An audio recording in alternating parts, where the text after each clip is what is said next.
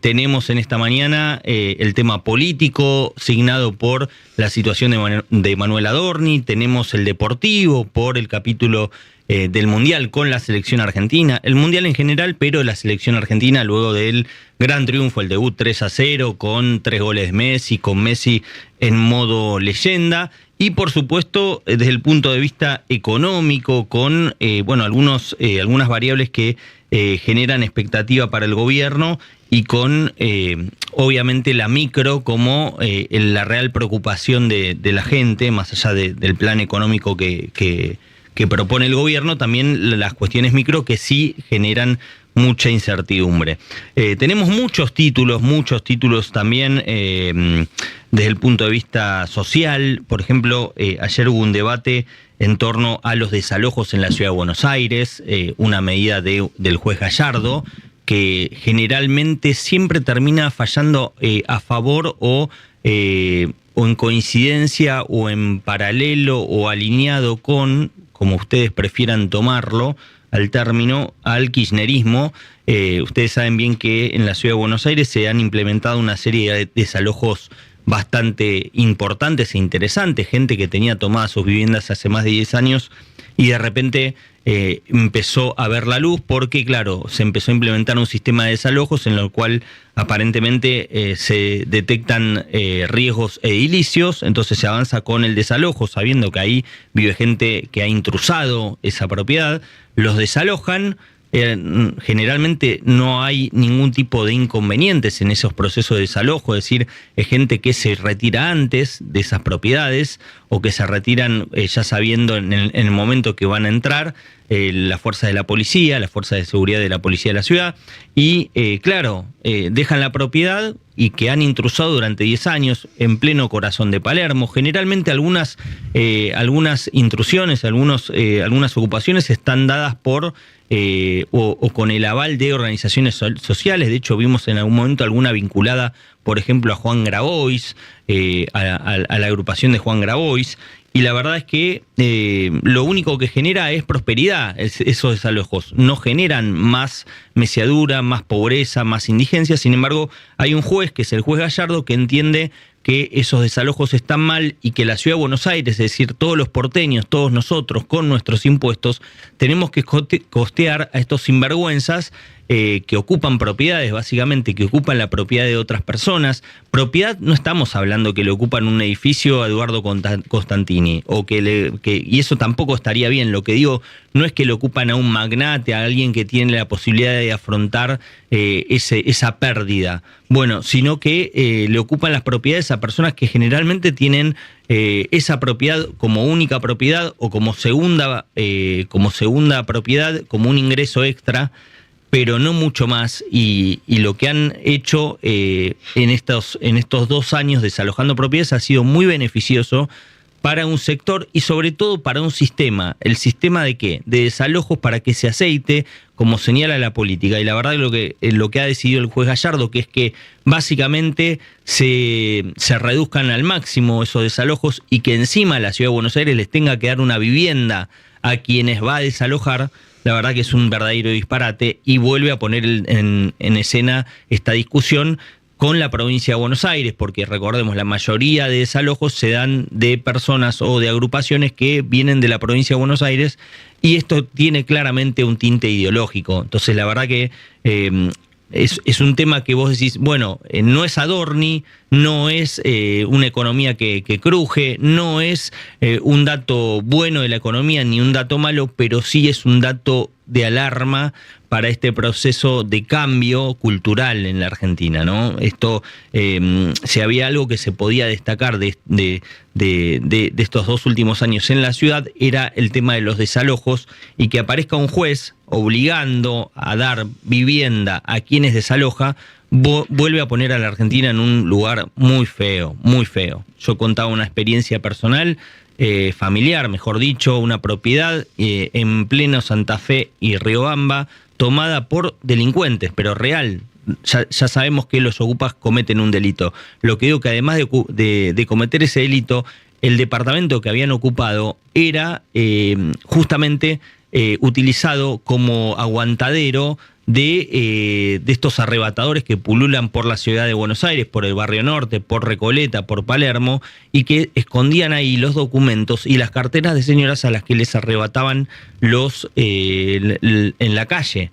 Con lo cual, también el riesgo de una ocupación es eso, es una persona que vos desconoces quién es, con quiénes está, cómo se mueve, y la verdad que en algún momento va a tener que fallar la justicia y también la política hacer leyes acorde a que no aparezca un juez Gallardo y cometa esta estupidez de imponer requisitos ridículos, es decir, hace culpables a todos los vecinos de la Ciudad de Buenos Aires con sus impuestos de una decisión, bueno, si se quiere, con ribetes políticos muy, muy nítidos. Bueno, también tenemos la discusión en torno al juego, título de Clarín, acusan a Mercado Pago por un PRODE del Mundial. La verdad que yo lo veía, es la Asociación de Loterías, Quinielas y Casinos Estatales y Plataformas de Juego Legal Online, que señalan que Mercado Pago opera con su PRODE como un juego de azar sin habilitación. Hay 2,3 millones de usuarios para los pronósticos sobre el Mundial en esa plataforma, que se defienden señalando que con una herramienta de inteligencia artificial el dinero fluye entre los jugadores. Ayer arrancó una negociación entre ambas partes. Yo les voy a contar acá mi experiencia personal. Yo lo tengo como PRODE familiar, eso. No apuesto un solo centavo, no apostaría un solo centavo a la plataforma de Galperín, que cobra intereses altísimos para los usuarios y, por cierto, no tengo nada que salir en defensa de Galperín, porque aparte me parece que en los últimos años ha tomado un camino realmente muy, muy raro y muy complejo para un empresario tan bueno, tan próspero para la Argentina, y que ha sido defendido por muchos de nosotros en muchísimo tiempo, pero se ha puesto en un lugar de hater periodístico, en lugar de hater mediático, cuando su virtud ha sido formar empresas, crear negocios impresionantes para la Argentina. Es un modelo, es un orgullo en gran parte lo que ha hecho Mercado Libre y el propio Galperín, pero la verdad que en algunas cuestiones, sobre todo con sus opiniones en redes, genera mucha polémica, y la verdad que a mí no me gusta cuando lo veo a Galperín en modo hater. Ahora, dicho esto, el PRODE puede ser familiar y no tiene nada es en vez de hacerlo en un chat de WhatsApp que antes se hacía, ahora se hace en una plataforma que lo pone de manera gratuita. Y la verdad, si vos, el que quiera apostar puede apostar, ya se sabe por qué mecanismos, ya todos los conocen, los escuchan, muchos publicitan el juego legal. Por lo tanto, es ridículo que esta asociación de loterías, quinielas y casinos salga a cuestionarlo. Pero bueno, después lo vamos a estar, por supuesto, ampliando y discutiendo y demás. Y por último, un título también, por eso decía, varios títulos sociales hay, de los que le importa muchas veces a la gente, que tiene que ver con los vapeadores, que la ciudad va a regular su uso y estarán prohibidos en lugares cerrados. A mí me parece espectacular la decisión. ¿Por qué? Porque este tipo de vapeadores, este tipo de cigarrillos, no deja de ser un cigarrillo, tiene tabaco o no, pero desparrama por el aire partículas que uno no logra ver, genera mucha incomodidad en quienes no consumen estos vapeadores.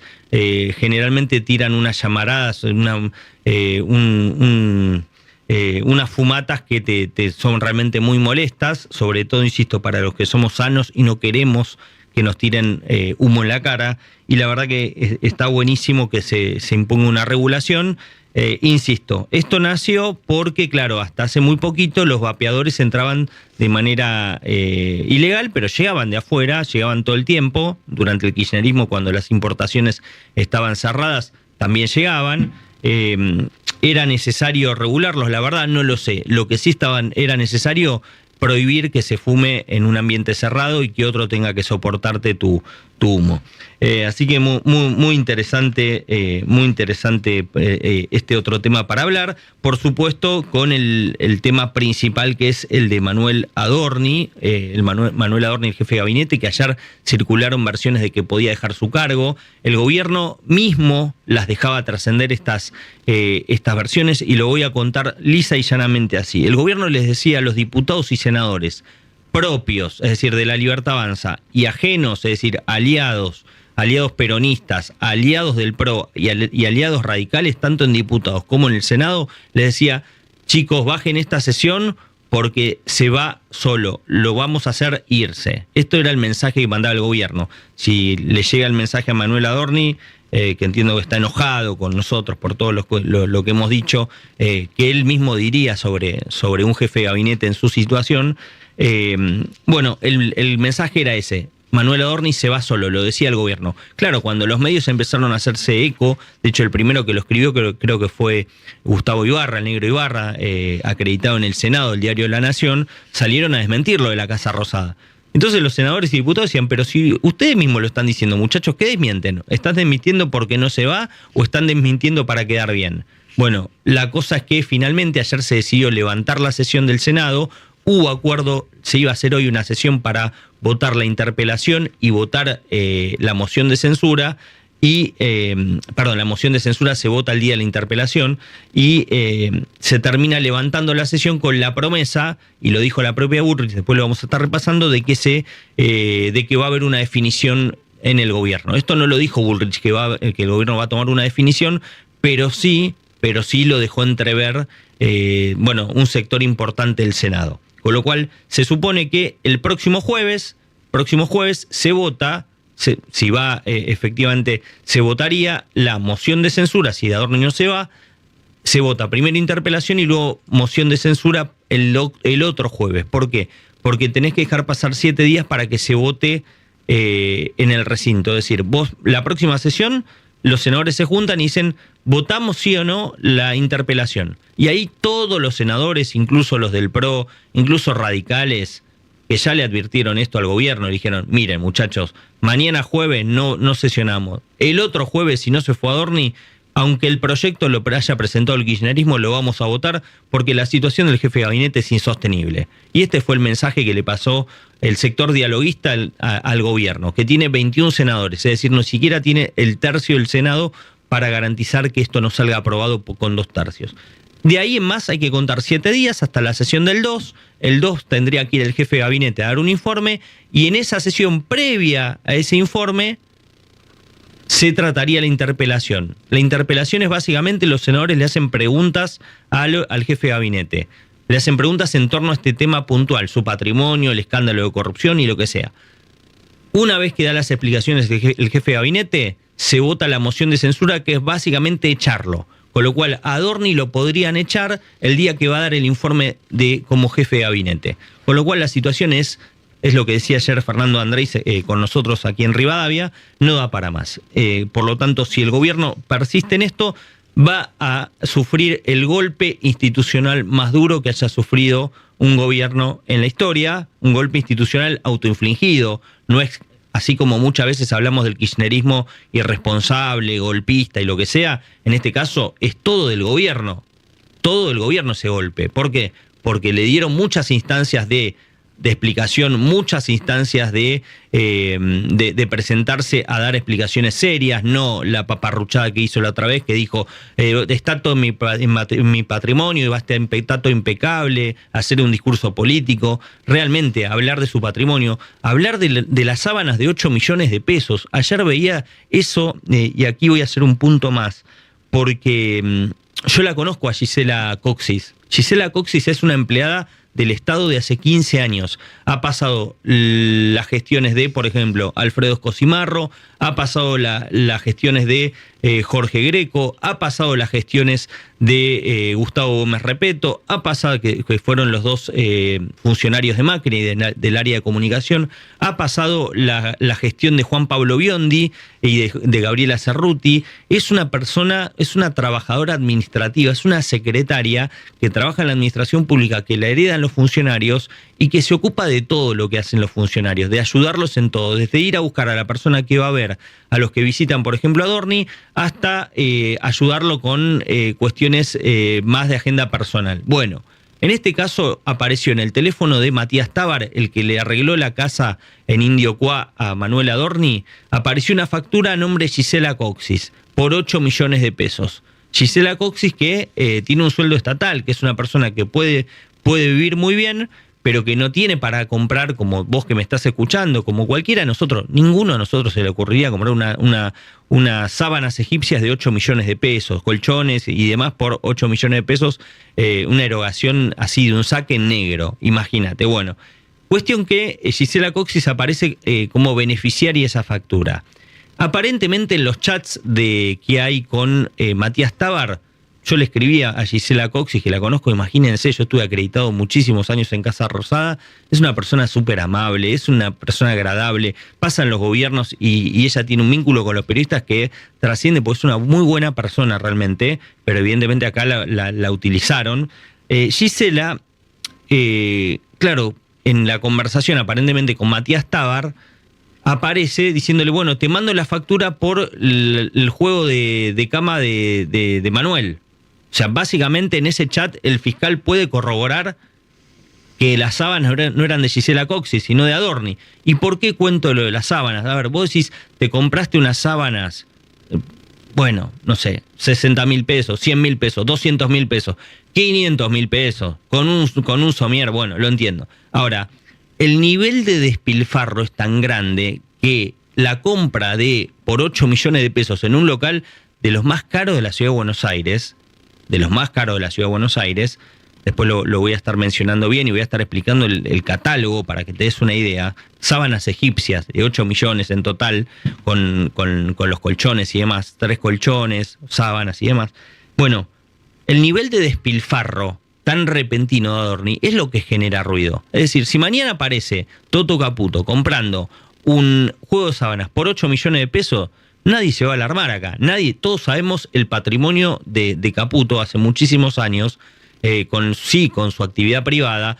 O, por ejemplo, si aparece Sturzenegger comprando un juego, que no creo que Sturzenegger haga esa estupidez realmente, nadie va a decir nada. No se trata de un juego de sábanas, porque acá te quieren poner en la disyuntiva de, bueno, el kirchnerismo se afanaba 2 PBI y Nacho estás con 2 juegos de sábanas. No, las bolas, no es eso, maestro. El problema es el nivel de despilfarro repentino que tuvo Adorni. Pero bueno, después lo voy a estar ampliando porque, atención, y esto es información concreta de la factura por 8 millones de pesos tiene en muchos de esos productos descuentos de hasta el 66%. Es decir, la empresa también va a tener que explicar por qué le hizo un descuento del 66%. Imagínense, si un colchón lo pagaste 66% más barato, las sábanas las pagaste 41% más baratas, como según me cuentan ocurrió, ¿de cuánta plata estamos hablando de los productos? Productos que probablemente superen largamente los 10 millones de pesos. Por eso, para tratar de entender, y lo traía a escena, a mí, insisto, si Caputo se compra un juego de sábanas de 8 millones de pesos, no me extraña, no me llama la atención, no es tema para mí. Como hay un nivel de despilfarro en torno al jefe de gabinete, y encima ese nivel de despilfarro es repentino, y es un jefe de gabinete que entró a la función pública declarando que tenía $24.000, y bueno, la verdad que llama mucho la atención. Después lo vamos a estar ampliando, como siempre.